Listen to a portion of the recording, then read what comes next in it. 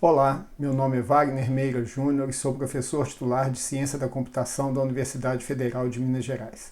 Sou também um dos coautores do livro Data Mining and Machine Learning: Fundamental Concepts and Algorithms. Hoje nós vamos começar a falar aqui sobre a mineração de padrões frequentes. Mineração de padrões frequentes, como vamos ver, é uma das técnicas, um dos conjuntos de técnicas que descrevem os dados, ou seja, elas têm por objetivo extraírem padrões implícitos, informações muitas vezes escondidas, mas que podem ser úteis para o melhor entendimento dos dados e a utilização dessas informações. Esse cenário de mineração de padrões frequentes, ele se baseia em você determinar quais são os objetos que co-ocorrem, e nesse caso nós chamamos de item sets, tá? Ou conjuntos de itens. A aplicação típica da mineração de padrões frequentes e que surgiu na sua origem é a chamada análise de cesta de compras. Ou seja, o que era desejado naquele momento é você determinar quais são os produtos que co-ocorrem, ou seja, que são comprados em conjunto pelos consumidores. Essa informação, ainda hoje, ela é explorada em várias lojas virtuais, por exemplo, quando, ao verificar um produto, você recebe a informação de quem compra este produto também compra, ou estes são os produtos correlacionados a esse ou relacionados, ou que são comprados frequentemente juntos. Tudo isso é uma aplicação, obviamente que com outros elementos, da mineração de padrões frequentes.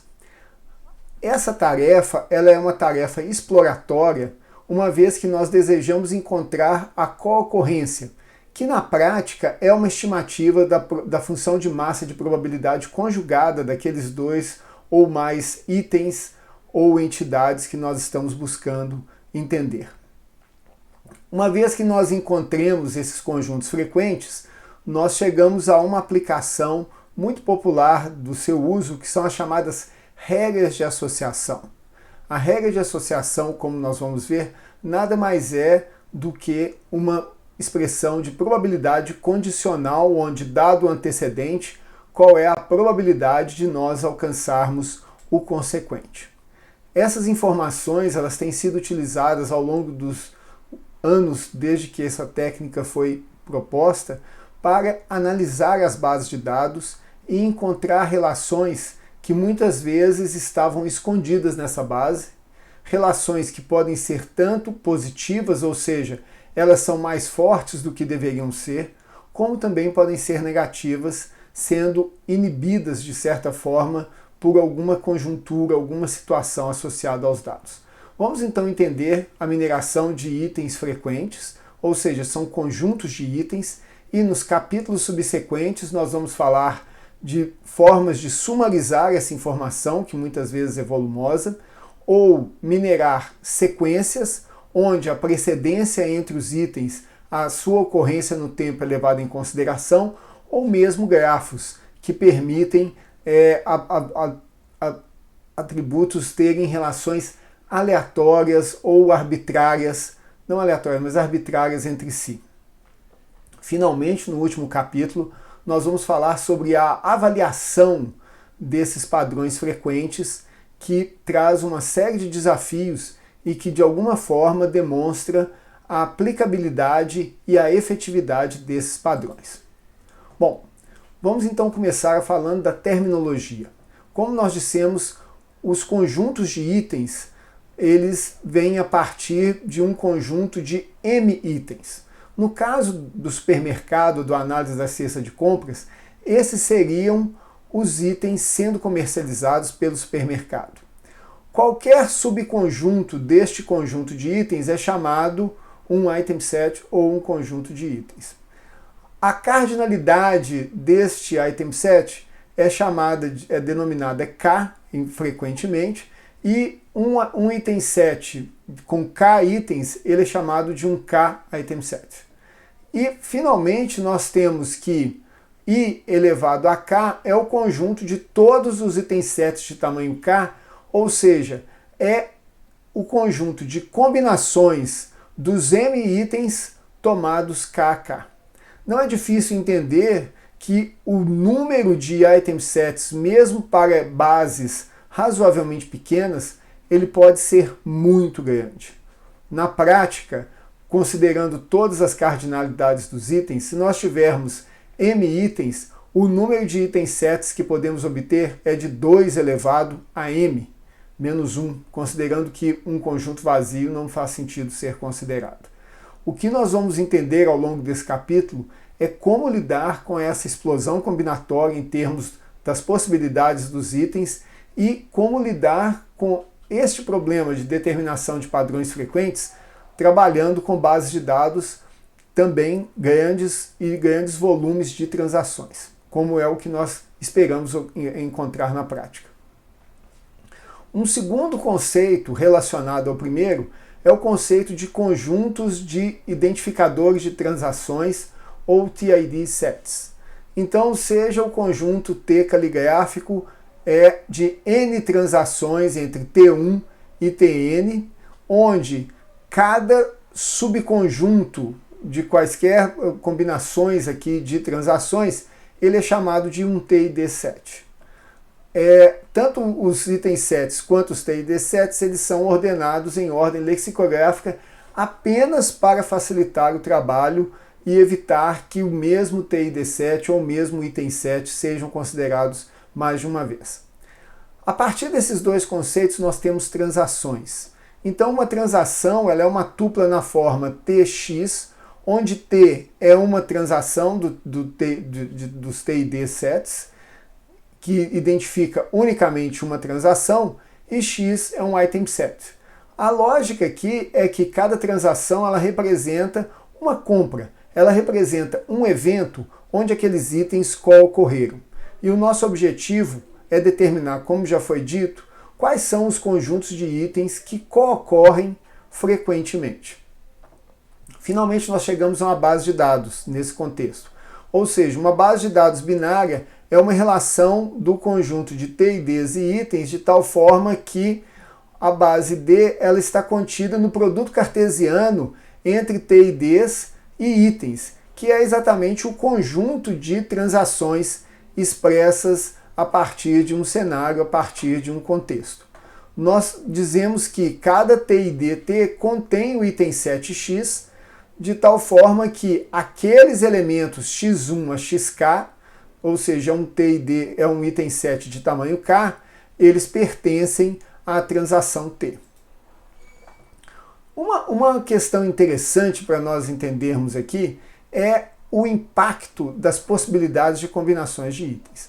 Então, seja 2 elevado a x o conjunto potência de x, ou seja, o conjunto de todos os subconjuntos de x, e seja o i o conjunto potência um mapeamento entre o conjunto potência das transações, ou seja, 2 elevado a t, ao conjunto potência dos itens, 2 elevado a i. Ou seja, notem que cada transação ela pode ter qualquer um dos subconjuntos do conjunto de itens, daí representado pelo 2 elevado a i. Mas uma informação importante aqui para que nós entendamos esse problema é que nós buscamos aquele conjunto de transações que mapeia para o mesmo conjunto de itens. Quando nós descobrimos essa informação, nós podemos, nesse momento, determinar o número de co-ocorrências desses subconjuntos de itens em termos de em quantas transações eles ocorrem. Dessa forma, nós definimos a função i de t, que ela vai nos prover o conjunto de itens de tal maneira que, para todas as transações nesse conjunto de transações T, cada uma dessas transações contém o item set X. Tá? E essa informação ela vai exatamente nos dar qual é o maior, por exemplo, conjunto de itens que ocorre nesse conjunto de transações. Da mesma maneira, nós podemos definir uma função T que faz o mapeamento reverso. Ou seja, nós temos aqui, para cada conjunto de itens, nós vamos mapear para um conjunto de transações. E, desta forma, nós podemos definir aqui uma função T que mapeia um conjunto de itens X de tal forma que, para cada uma das transações que pertence a esse conjunto T, nós temos que T contém X. Notem que essas funções elas têm uma complementaridade entre elas. A base binária D pode então ser representada de uma forma horizontal ou num formato de transações, que vai conter tuplas da forma transação e conjuntos de itens associados àquela transação, ou então de uma forma vertical, que nós vamos entender também qual a utilidade disso, né, para o trabalho de mineração de padrões frequentes, que é a chamada vertical ou uma base de dados de T e D sets, que vai conter uma coleção das tuplas na forma X e as transações onde aquela tupla aparece, onde o X pertence ao conjunto de itens. Nós podemos ver essas várias representações das bases de dados aqui nesse exemplo que vai ser utilizado ao longo deste capítulo e mesmo de outros capítulos. Então, para facilitar, nós começamos aqui apresentando a base de dados em transação, onde a primeira transação contém os itens A, B, D, E, a segunda transação contém os itens B, C e E, a terceira transações A, B, D, E, a quarta A, B, C, E e assim sucessivamente. Notem que uma forma de representar essa base de dados de transações é o que se chama a base de dados binária, onde nós temos, da mesma forma, cada linha uma transação, onde a ocorrência do item é associada a um valor 1 e a não ocorrência do item é associada a um valor 0. Obviamente que essas duas representações elas são equivalentes, mas nesse caso aqui nós já temos alguma facilidade em lidar em termos de determinar quais são os itens que ocorrem em cada transação, sem necessariamente ter que fazer todo um processo de decodificação dessa transação. A base vertical ela é menos intuitiva, mas é igualmente interessante. Notem que na base vertical, ao invés de nós organizarmos por transações, nós organizamos por itens, A, B, C, D, E. E para cada item nós temos uma lista que contém quais são as transações nas quais este item acontece. A reconstrução das transações ela vem como? Ela vem, por exemplo, para a transação 1, observando quais são os itens que contém o TID1 na sua lista e assim por diante. Tá? E aqui nós vemos aqui um exemplo sobre o ABDE, como que ele é representado tanto na representação por transação, na base por transação, quanto na base vertical. A partir desses conceitos, nós podemos então começar a falar sobre conjuntos frequentes e o seu suporte. Então nós dizemos aqui que o suporte de um conjunto X numa base de dados D, denotado por sup de X, é o número de transações em D que contém X. Ou seja, o sup de X é o tamanho, né, do conjunto T, onde cada um desses T's ele contém o I de T, e o I de T é um superconjunto do X que nós queremos obter. Notem que essa distinção ela é uma distinção interessante porque algumas transações podem conter outros itens que não estão em X, mas ela tem que necessariamente conter todos os itens de X. De uma forma sintética, vocês vão notar que o sup de X, na verdade, ele é a norma do conjunto T de X, ou seja, o conjunto dos TIDs que contém o item 7x. Esse suporte ele pode também ser relativizado quando nós vamos, a partir do cálculo do suporte, nós vamos dividir pelo tamanho da base de dados e ele é uma estimativa da probabilidade conjugada dos itens que compõem X. O segundo conceito é o conceito de frequência, né? Então vocês viram que basicamente o suporte nada mais é que a frequência de um conjunto de itens. Nós dizemos que um conjunto é frequente se o seu suporte é maior de um limiar mínimo de suporte que é definido pelo analista, pelo cientista de dados que está trabalhando com esses dados. E o conjunto F, ele contém todos os itens sets frequentes, onde F de K denota o conjunto de itens sets frequentes de tamanho K. Tá? Então, o nosso objetivo aqui é, dado uma base de dados, nós queremos determinar esse conjunto F caligráfico que é subdividido em vários conjuntos F de K, onde cada um deles vai conter conjuntos de um dado tamanho K. Aqui nós temos um exemplo de como que isso acontece na prática. Nós voltamos aqui à velha base de dados com 6 transações, onde a primeira transação é a BDE e assim sucessivamente. E nós temos aqui os conjuntos frequentes considerando um suporte 3. Ou seja, nós vamos dizer que um conjunto é frequente se ele ocorrer em pelo menos 3 transações. Chama a atenção o conjunto B, que é um conjunto unitário, e que tem o suporte 6. Por quê? Porque o B ocorre em todas as transações. Logo na sequência, nós temos dois conjuntos E e BE, onde o E ele ocorre em 5 das 6 transações, ele só não ocorre na última, e todas as transações onde o E ocorre, o B também ocorre. Então nós temos o BE aqui com a frequência 5. E aí nós temos os conjuntos unitários ou não de tamanho 4, os conjuntos agora duplas ou triplas ou mesmo quádruplas de tamanho 3, e notem que nós não listamos os conjuntos de tamanho 2, porque eles não são considerados relevantes. Em suma, considerando essa base, que obviamente é uma base para fins didáticos, e o suporte de tamanho 3, nós teremos 19 itens sets frequentes que são mostrados aqui pelo seu tamanho. Então todos os itens são frequentes, ou seja, eles ocorrem em pelo menos 3 transações. Nós temos aqui 8 duplas de itens AB, AD, AE, BC, BD, BE, CE, DE que ocorrem em 3 ou mais transações. Nós temos 5 triplas e apenas uma quádrupla. E essa é a tarefa. Uma coisa que é interessante nós notarmos é que vocês vejam o seguinte: se vocês, a partir, mesmo considerando essa base de dados que é muito simples, ela tem apenas 6 transações. As transações têm no máximo 5 itens. Se nós, de alguma maneira, tentarmos determinar esse resultado aqui do conjunto F caligráfico, vocês vão ver que não é uma tarefa simples.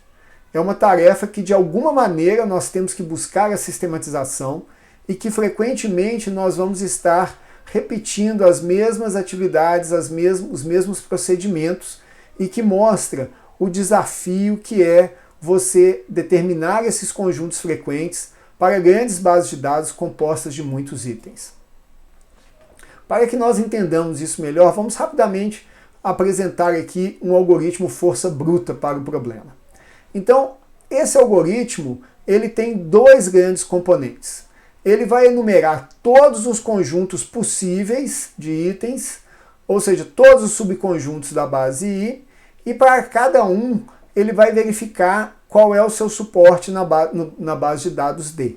Então nós temos duas grandes atividades, 2 grandes passos. A geração de candidatos, que é essa enumeração de todos os conjuntos frequentes, e o cálculo do suporte, que é verificar para cada conjunto enumerado em quantas transações ele ocorre. A geração de candidatos ela vai exatamente gerar todos os subconjuntos, ou seja, para cada tamanho possível, de 1 até M, onde M é o número de itens, nós vamos calcular as combinações dos M itens tomados 1 a 1, 2 a 2, 3 a 3, até M. Esse espaço ele é claramente exponencial e, de forma simples, nós podemos verificar que ele vai gerar da ordem de 2 elevado a I, ao tamanho de I, onde I é o conjunto de itens sets potencialmente frequentes. A partir disso, nós temos a chamada computação do suporte, ou seja, para cada item set X, nós temos que verificar se ele é um subconjunto de uma dada transação da base de dados. Ou seja, XX é um subconjunto de I de T. Se sim, nós incrementamos o suporte X. A complexidade desse algoritmo força bruta, ela é realmente surpreendente, porque a computação do suporte ela vai tomar ordem de I, onde I é o número de itens multiplicado pelo tamanho da base de dados, uma vez que cada transação tem que ser verificada. E como nós temos 2 elevado a I possíveis candidatos, O método força bruta, então, ele é o produto de I, do tamanho do conjunto I pelo tamanho do conjunto D, multiplicado por 2 elevado a I, o que é claramente exponencial. Aqui nós podemos ver um pseudocódigo desse algoritmo força bruta, onde o loop principal dele é para cada um dos subconjuntos de I que possa ser enumerado, nós vamos calcular o seu suporte. Se esse suporte for superior ao limiar de suporte, ele é adicionado ao conjunto frequente. Ao fim de todo esse processo, ou seja, dos 2 elevado a I subconjuntos, você retorna o frequente. A computação do suporte, por sua vez, ela vai verificar cada uma das transações e, para cada uma das transações, se o padrão X, se o item 7x for um subconjunto de I de T, nós então incrementamos esse suporte, que é o valor retornado aqui ao fim dessa computação. Bom, com isso nós começamos a discussão sobre itens sets frequentes e a mineração desses padrões frequentes e já entendemos a complexidade do problema através do algoritmo de força bruta. No próximo módulo nós vamos falar de um dos algoritmos mais famosos desse processo, que é o algoritmo a priori.